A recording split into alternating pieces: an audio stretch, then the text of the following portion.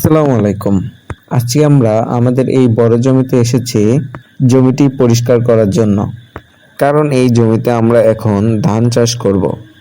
তাই আমাদের এই জমিটি পরিষ্কার করা জরুরি। কিছুদিন আগে আমরা এই জমিতে মরিচ চাষ করেছিলাম এবং তারপর পটল চাষ করেছিলাম। এরপর পটলের জন্য আমরা বাঁশের খুঁটি এবং জাল দিয়ে জাংলা তৈরি করেছিলাম। এখন আমরা এগুলো খুলে নিয়ে বাড়ি নিয়ে যাব। এগুলো এখন আমাদের জ্বালানি হিসেবে ব্যবহৃত হবে।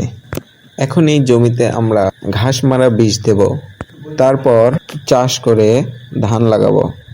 এগুলো বাড়ি নিয়ে আসার পর আমরা আমাদের আমড়া গাছ থেকে আমড়া পেড়ে সবাই মাখিয়ে খেলাম। সবাই আমাদের জন্য দোয়া করবেন। আসসালামু আলাইকুম ওয়া রাহমাতুল্লাহ।